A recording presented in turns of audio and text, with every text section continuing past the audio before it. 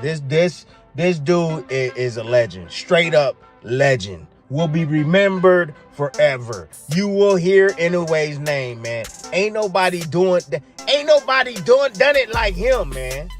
Ain't nobody done it like him. I know some people might say Crawford and all of that shit, but man, this dude has fought world championship fights since he had 7 professional fights. Come on. 7 professional fights. God. He number 1 pound for pound in the game. Fighter had a good performance against, in my opinion, the number 1 pound for pound fighter.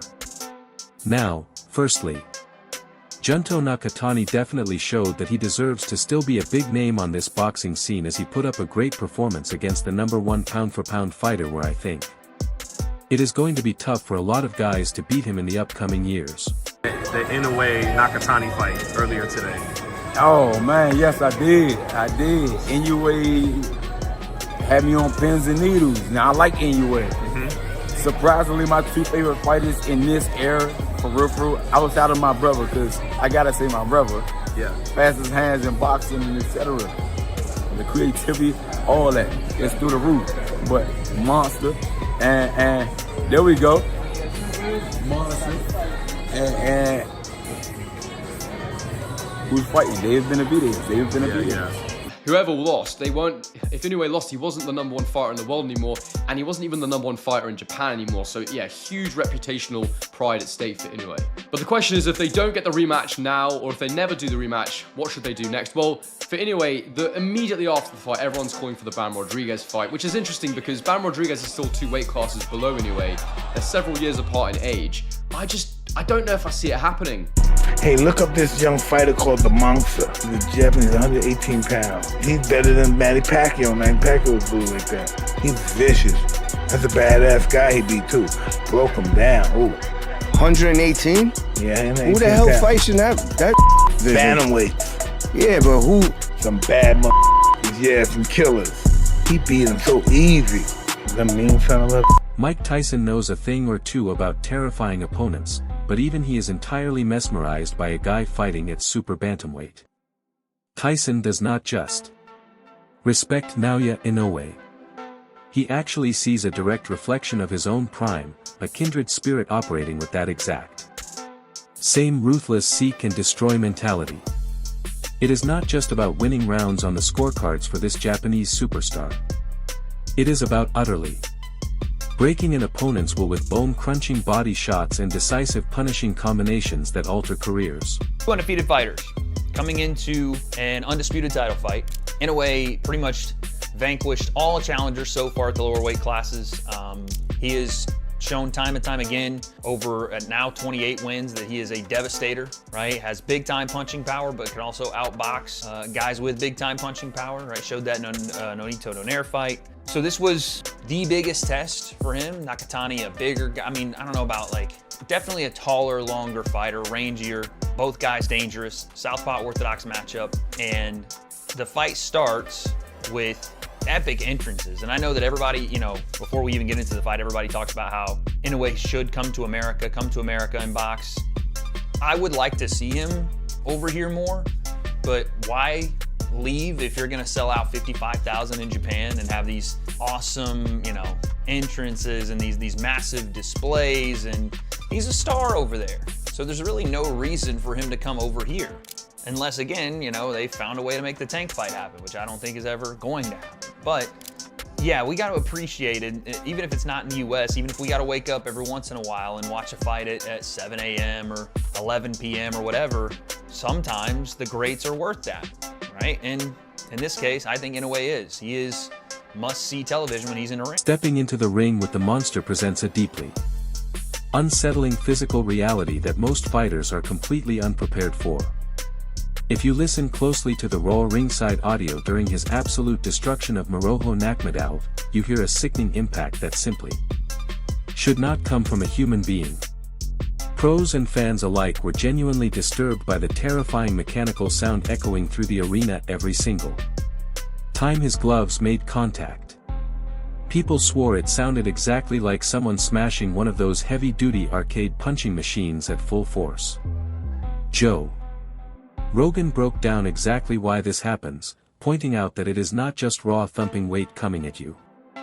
It is a blinding explosive speed that leaves elite world-class fighters swinging at thin air before getting brutally clipped by shots they never even saw coming. That's what I say. And whoever's saying that, they got to get in the ring and do that against him. You know, obviously, everybody has a ceiling on how far they could go up. And he started out at 108. I look at his body structure. He don't look bigger than Pacquiao. Pacquiao's head was bigger. He was taller. His legs was bigger. So I don't know if Inoue could carry, much more weight. But, bro, that dude got fighting spirit. He don't get gun shy when he get hurt. See, I wish that people could just give... I'm not saying nothing about Shushu Carrington. Don't get me wrong, because he's a future opponent of Inoue, so he's supposed to look at him in a certain way. My statements is about just general statement. He's like, the boxing media is racist. I'm being honest with you. They just are. They say certain things about certain fighters and they never keep it objective. Inoue is a fantastic fighter. He's an offensive fighter, and offensive fighters get hit, especially when you walking into dudes that's naturally bigger than you and you dare to knock them out. He could fight the kind of fight where he just skate around the ring, score points and not get touched, but that's not his mentality. I say the same thing about Boots, and people think I'm taking up for him because he's black and he's from Philly. When you are a killer like that, when you are a killer of that magnitude, they're like mass murderers. They're trying to hurt you. So they got the athleticism and the skills of, say, a Haney or a Shakur, but their mentalities is different. And you wire how you wire. In a way, if you watch him fight, right, the whole time he's mean-spirited. He's sticking you with punches. He's trying to hurt you, even though he's athletic and even though he's talented. So he gonna get hit. This is like, let's see, 108, 112, 115, 118. This is fifth weight class. Yeah, he gonna start getting hurt. But that shit don't make him gun shy. He don't act funny when he get hit. Experiencing a sudden flash knockdown is usually the exact moment a fighter's confidence cracks. But for Inoue, it acts like a terrifying system reboot. When elite fighters like Luis Neri or Ramon Cardenas actually managed to temporarily put him on the canvas, his reaction was not panic, fear, or desperation. Instead, he simply takes the full count, stares right through his opponent's soul, and processes the defensive mistake like a highly advanced supercomputer. He does not rush back into the fire recklessly. He calculates the exact angle that caught him, patches the defensive hole in real time, and returns with a murderous, cold-blooded intent. He turns a fleeting moment of vulnerability into a guaranteed nightmare, dissecting the very fighter who thought they just exposed his weakness until he secures a devastating highlight reel finish. Oh! Neri dropped Inoue with a left! Neri dropped Inoue big! Oh! Inoue dropped it with a counter left. Now Neri's not hurt. That's Inoue adjusting to the left hook. Bam! Beautiful! Inoue pulled a Roy Jones and said, come on, and then threw the right, but just missed. Oh, good left hook. Oh! Inoue dropped him. Good right hand. Oh! Right hand again. Right hand again. Right hand again. Neri's still there. Right hand again. He's still there. Oh, good left. I told you. The left hurt him again. He won't see the left. Now he's hurt. Now he's hurt. It was the left. He won't see it. Bam. Oh, oh shit. That's it. He knocked out. Neri's knocked out. He almost knocked his head over the rope. The true horror of fighting this man is not just the explosive power. It is his terrifyingly high boxing IQ, which was completely showcased during his recent masterclass clash with Junto Nakatani. Nakatani's own highly experienced training camp made a stunning, almost unbelievable admission. They were actively terrified to show their offensive hand too early because Inoue learns and adapts entirely too fast. If you give him a clear pattern in round 1, he will weaponize it to destroy you by round 3. He utilizes a flawless rhythmic disruption, relying on sharp pendulum steps and a constantly shifting guard to completely scramble his opponent's internal timing. He blatantly refuses to engage in a predictable lead. Hand battle, utilizing immaculate distance control to neutralize massive height and reach advantages as if they do not even exist in the ring. The first half, very, very cautious, particularly on the part of Junto Nakatani, who was patient, but perhaps overly patient, as Inoue, like, both of them were doing a lot of reconnaissance. You know, there wasn't a lot of punching in the early rounds. But then when the fight ignited at the midway point, 6, 7, and then obviously Inoue really under the cosh, 8, 9, 10, in trouble, I thought, in the 10th round, before the head clash. And then 11 was a huge round for Inoue, and yeah, I mean, it ended up being what we wanted, definitely in the second half. Some of the quality of some of the action was off the charts. It was brilliant to watch. Yeah, because obviously this was a fight that the world of boxing had their eyes on, and obviously I think as like a purist, you know, you can appreciate the first 6 rounds, but I guess do you see why some may find it a bit hard to watch what the first 6 rounds when they were being so cautious and patient with each other? Do you understand? No, that's a fact. That's a fact. I mean, you know, for the casual fan that doesn't really know a lot about the sport, the first 6 rounds would maybe be something of a turn off. I understand that, but what you need to expect realistically, this is 2 of the best fighters on the planet. They're not going to go out there and fight like they're outside a bar. You know, if you make one mistake at that level against a fellow knockout artist, and you could end up flat on your back, looking up at the lights, humiliated on an early round stoppage loss. So they bided their time. I just felt that Junto was perhaps guilty of being overly cautious. Inoue, because of his championship pedigree, he's been a champion for 12 years, knows how to nick rounds. He knows how to win rounds. And the early rounds are every bit as important as the later rounds, and that ultimately proved decisive. Attempting to get under his skin through cheap trash talk is widely considered the absolute worst mistake a professional fighter can make today. When rival champion John Riel Casimero tried to publicly bait him online by calling him a turtle, the entire boxing community essentially held a collective gasp, immediately warning Casimero that he was waking up a demon he could not control. We'll never know, but it looked, at ringside, it felt pivotal. I mean, if you've got all that momentum, and that wasn't just momentum in round 10, I'd given him 8, 9 and 10, and 10 was the better round of the 3. You know, he was doing a lot of damage. I thought he had Naoya in a bit of trouble in that round, in a good bit of trouble. You know, there was uppercuts landing, big power shots, and then bang.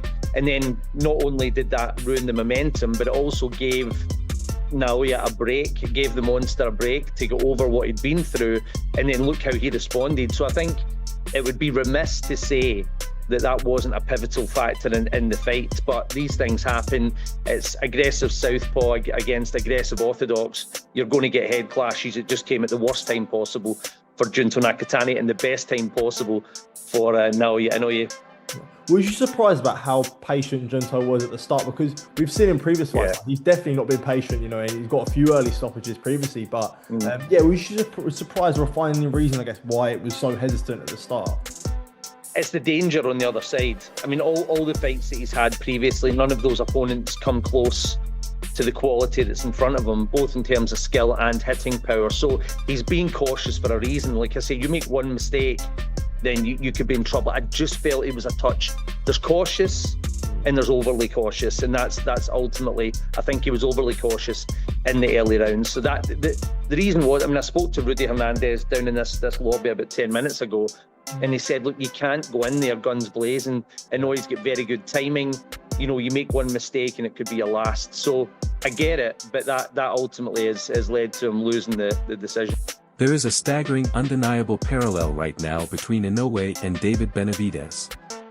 While the Mexican monster is currently clearing out the heavier divisions through sheer volume and relentless suffocating pressure, Inoue is locking down the lighter weights with that exact same aura of pure intimidation, perfectly blended with flawless technique. Opponents are stepping through the ropes already knowing deep down they are walking into a public execution. Keeps delivering with great or good performances in all-time fashion over and over. So he might get the nod here. He might be the #1 pound-for-pound guy in the world. That's up for you guys to decide. I know that's going to get messy in the comments, but y'all let me know. But then someone said, you know, all-time, where does he rank? Someone was saying all-time top 15, all-time this. I don't know. I know he's an all-time great.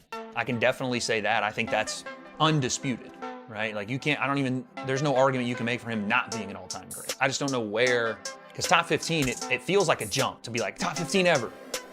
But is it? Is it a jump to say that? I don't want to be a victim of recency bias, but he is so damn good that it might make sense to put him there. But I don't know, because then you have to go through the history of the Marcus of Queensberry and how many good fighters there were and the competition they faced versus what he's faced, even if they weren't moving divisions as much as he was, and if they were moving divisions, you know. I don't know. I don't know. He is an all-time great, though. And if he were to call it quits tomorrow, he would be one of the best to have ever participated in this sport. Where that would rank and where he would rank and all that, no idea. But it is always a pleasure to watch Naoya Inoue save boxing. Is what I say. When he fights, we get boxing saved for a night, because I don't know, it just feels like the tribalism, the pomp and frill of just arguing to argue gets stripped away from the sport, and we all just gather around the TV to enjoy watching him fight. Like, he doesn't have a controversial bone in his body. He's not on Twitter like having a hate mob or anything like that. People just genuinely like watching the dude fight. Alright everyone, stay tuned for the latest in boxing news, highlights, events, and stories. Subscribe to Legacy Round and turn on notifications so you never miss an update. Be sure to watch our other videos too. Until next time, take care and stay safe.